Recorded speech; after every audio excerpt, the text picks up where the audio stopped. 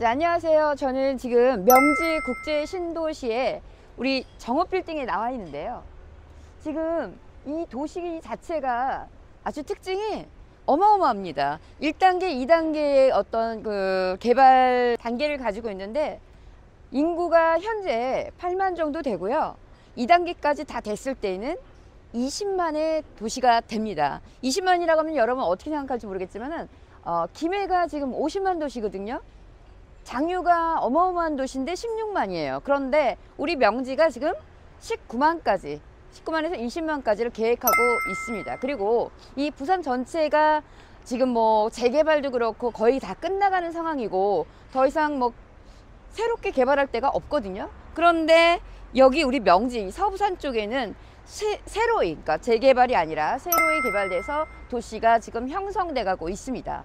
일단 자세한 내용은 조금 있다가 브리핑을 해드리도록 하고요. 이 도시 전체 또 여기 건물을 에워싸고 있는 이 근처의 모습들을 한번 보여주세요.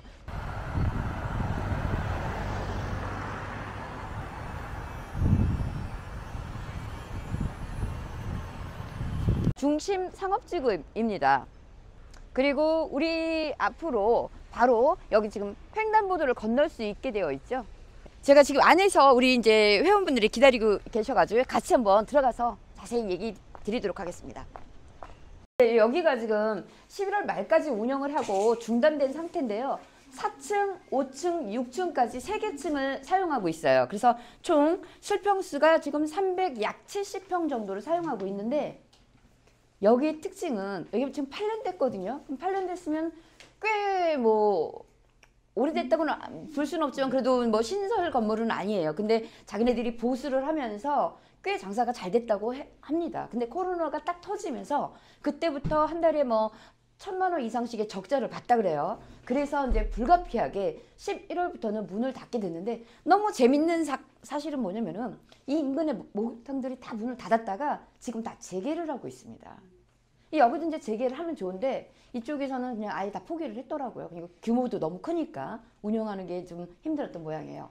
그런데 재밌는 사실은 우리가 이걸 공투로 진행을 하면서 3개층을 철거를 하고 지금 굉장히 그 의뢰가 많이 들어와요. 임대를 좀 달라. 병원으로도 그렇고 저희한테 평당 층당 약 300만 원 정도의 월세가 나올 것으로 예상이 됩니다. 그럼 3개층 합하면 약 1,000만 원 정도가 월세 수입이 나온다는 거죠. 딴 목욕탕은 지금 잘 되고 있다는데 사우나와 휘트니스가 같이 붙어 있질 않아요. 여기 이 명전 전체 목욕탕 중에 휘트니스를 겸하고 있는 데가 없어서 굉장히 아쉬운 실정이라고 합니다. 그러면 우리는 이걸 철거를 하고 병원 같은 거로 세를 주려고 했었는데 굳이 철거를 할 필요가 없어졌단 말이에요. 그러면은 이거를 좀 더 철거비를 저희가 여기에 약 7천에서 8천 정도를 잡아놨었는데 3개 철거를 하는 거를 철거를 하지 말고 그 돈을 가지고 6층에 있는 피트니스 기계들을 우리가 인수하는 거죠. 그래서 이거를 운영하게 된다 그러면 임대를 줬을 때 우리가 층당 약 300만 원 줄 수 있는 걸 조금 더 받고 350 정도를 받고 우리가 진행을 해도 된다는 거죠. 굳이 철거를 하지 않아도. 그런 장점이 또 있습니다. 그리고 아까 간략하게 이제 입구에서 말씀을 드렸지만 이 명제국제 신도시가요 1단계, 2단계로 구분되어서 개발을 하려고 하고 있는데 지금 현재로서는 약 8만 정도가 인구입니다. 근데 19만에서 20만까지 계획하고 있는 도시예요. 그러면 부산을 전체로 한번 볼게요. 지금 재개발을 하고 있는 저 아래 동네들 있잖아요. 뭐 북항이라든가 그 밑에 쪽으로 그거 말고는 부산은 더 이상 개발할 곳이 없습니다. 그런데 이 서부산 쪽이 개발이 전혀 안 됐던 곳이죠. 우리가 바다를 매립했으니까요. 그러면은 재개발해서 돈이 더 많이 들어가는 도시가 아니라 그냥 땅 위에다가 건물을 올리면 되는 도시인 거예요. 아니나 다를까 호재가 있죠. 첫 번째, 우리는 호재에 있어서 길을 봐야 돼요. 길. 여기 지금 전철이 들어오죠. 6호선인가 7호선이 들어오는데 녹산 하단부터 해서 여기까지 지금 뭐 29년 완공인가요? 그렇게 길이 뚫리고 있습니다. 그리고 또 워낙에 계획된 도시잖아요. 있는 도시를 철거하고 다시 짓는 게 아니기 때문에 정말 철저히 그 기능에 맞춘 혁신도시처럼 이렇게 개발이 가능하다는 얘기고요. 그렇기 때문에 우리가 호재로 삼을 수 있는 게 굉장히 많은데 그 중에서도 신세계 호텔이 들어오죠. 또 신세계 백화점이 들어옵니다. 여기에. 그럼 좀 도시가 글로벌해지지 않겠습니까? 그리고 그러면 공항에서부터 명지까지 시간이 얼마나 걸립니까? 차로 20분도 채 안 걸리더라고요. 공항에서도 가깝고 국제 도시로 성장할 수밖에 없는 부산의 요지일 수밖에 없습니다. 그러면 부산 전체를 놓고 봤을 때 해운대는 이미 이제 개발이 됐고 제2센텀으로 해서 기장 쪽이 지금 개발되고 있죠. 국제 도시를 만든다 합니다. 하지만 기장 같은 도시는 지금 관광이잖아요. 그리고 뭐 의료라든가 이런 것들이 들어와서 한다고는 하지만 사실 비행기에서 내려서 가기까지는 험난한 여정이 있지요. 그런데 명지는 우리가 김해공항에서 내려서도 너무 가깝고 전철이 생기기 때문에 그 아래 동네에 있는 뭐 하단 뭐 저쪽 해운대 그쪽 과관리에서도 올 수가 있지요. 그래서 그런 기능을 갖고 있고요. 또 국제학교도 생깁니다. 이 아파트들이 많이 들어서면요 학부모들이 많잖아요. 그러면 학군을 무시를 못해요. 근데 국제학교가 들어온다는 거는 이 도시가 굉장히 앞으로도 더 성장을 한다는 얘기입니다. 그러면 도로 뚫렸죠. 학교 생기죠. 그럼 뭐 생기게 됩니까? 병원이 생기죠. 근데 그 병원이 일개 작은 병원이 아니라 대형 종합병원이 생긴답니다. 우리가 지금 당장에 여기 이 중심 상권 내에 있는 이 건물 빌딩만 볼 것이 아니라 앞으로 이렇게 서부산 우리 명지가 개발이 되면서 몸값이 갖고 있을수록 올라갈 수 있다는 것을 추측해 볼 수 있다는 얘기입니다. 주변에 지금 현 시세를 조사를 해봤더니요. 코로나 이후에 좀 많이 이제 다운은 됐는데 평당 뭐 600, 700 정도 지금 다운된 금액이 그렇고요. 현재 바로 앞에 이제 착한 공인중개사 사무소에 갔더니 우리가 여기 한 층당 지금 10억 정도 간다고 합니다. 근데 금매가 8억에 나온 게 있대요. 한 층당.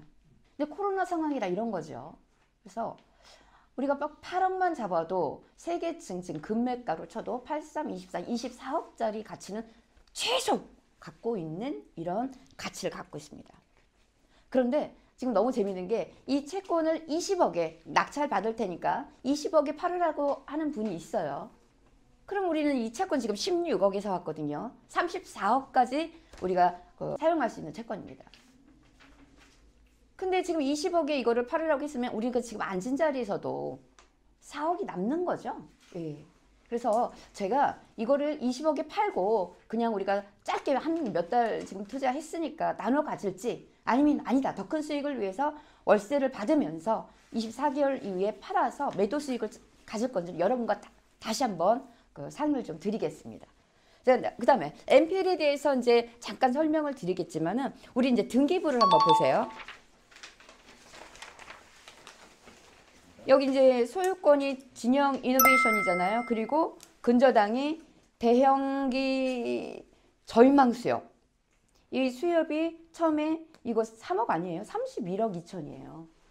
한번 빌려줬고 추가 대출을 2억 6,400을 한번 더 해줬습니다. 그래서 약 뭐 34억이 조금 못 되는 돈을 이제 대출을 해줬는데 지금 이미경매 저인망 수협에서 30억 가량을 청구했죠. 근데 여기에 이자가 붙습니다. 청구한 날로부터 해서 청구한 날 좀 한번 보세요. 21년 3월 22일이죠. 여기서부터 이 청구한 금액에서 계속 이자가 붙어요. 그럼 얼마까지 붙을 수 있냐? 채권 최고 금액까지 붙을 수 있어요. 그러면 처음에 31억 2천 더하기 26억 4천까지 다 붙을 수 있다는 거죠. 그러면 총 붙은 이자가 약 33억 가까이 된다는 거죠. 그러면 누군가가 낙찰을 받잖아요. 그 돈을 이 순서대로 나눠주는데 이 저인망 수협에서 34억을 먼저 받아가야 돼요. 그래야 밑에도 다 받아갈 수 있는 겁니다. 뭐 삼국 개발도 있고 그러네요. 압류도 있고. MPL 이 채권을 우리가 저인망 수협에서 배당받을 수 있는 그 권한을 윤호에서 사온 거예요.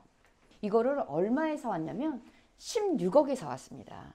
그러면은 16억에 사왔다는 얘기는 16억에 사왔지만 이 채권 배당받을 수 있는 가치는 33억까지 있다는 거죠. 네. 그러고 나서 우리가 낙찰을 받는 거예요. 우리는 채권자의 지위도 갖고 있으면서 낙찰자의 지위도 가질 수 있는 거예요. 두 가지를 전부 할 수 있는 거거든요.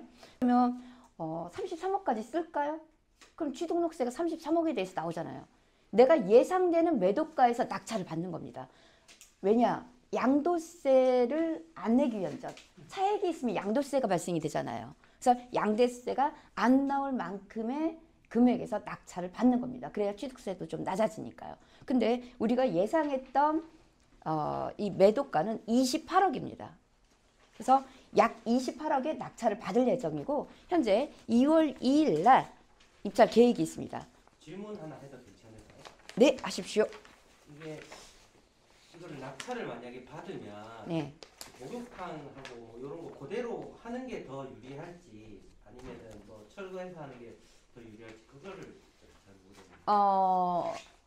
저는 반반이라고 생각합니다. 여기가 아까도 말씀드렸지만 목욕탕이 뭐 있는 몇 개 있는데 피트니스가 없어요. 그렇기 때문에 인기가 원래도 여기가 있었다고 합니다. 같이 붙어 있으니까. 그러면은 철거하는 시간을 줄이고 차라리 철거 비용으로 저 기계를 사니까 우리가 임대를 놨을 때 좀 더 높게 받을 수 있다는 장점이 있어요. 왜냐하면 이 목욕탕 운영할 사람은 못 만들어 와서 하면 되거든요. 그러니까 월세를 높게 줘야죠. 이런 장점이 있다고 보는 거고 또 한편으로는 그러면 임차를 맞출 때 목욕탕 할 사람만 맞춰야 되는 거잖아요. 그러면 수요가 좀 좁아질 수 있으므로 차라리 깔끔하게 다 털어버리고 병원이 됐든 학원이 됐든 뭐가 됐든 이 세 개층을 각각 이렇게 놓는 것도 괜찮겠다라고 처음 생각은 그랬었습니다. 하나 더 예, 여쭤봐도 괜찮을까요? 네네. 이거는 만약에 이제 매도까지 가는 단계까지 되면 네. 한 어느 정도 시세 차이를 보면은 괜찮을까요? 자, 우리가 28억에 매도를 한다고 했을 때 채권을 16억에 사왔잖아요. 그러면은 순수하게 남는 게 차액이 12억인 거잖아요. 이 12억에 대해서 양도세가 하나도 없습니다. 그러니까 12억을 다 여기 순수 이익으로 볼 수 있는 거죠. 여기 호재는 첫 번째 지하철이 하단 녹산에서부터 여기까지 더 이제 들어온다는 거. 그다음에 두 번째 국제 학교가 생긴다는 거. 그다음에 신세계 백화점, 호텔이 생긴다는 점. 그리고 19만까지 우리가 2단계 개발해서 인구가 증가된다는 점.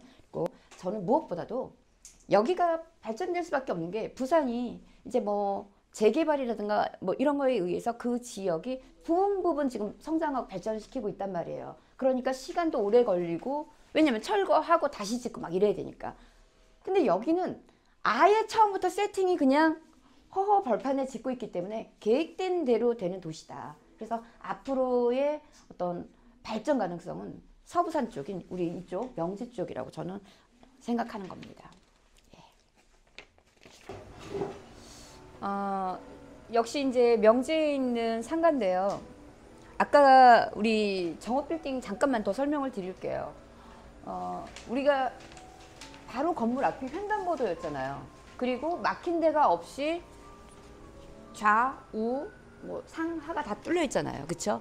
상가는 이 흐름이 막히면 상권은 무조건 죽게 되어 있어요. 근데 이제 그 상권 같은 경우에는 다 흘러가고 있잖아요. 그죠? 그리고 바로 앞에 횡단보도가 있어서 앞에 있는 상권하고도 연결이 쉽다는 점. 요거가 굉장히 중요한 거예요.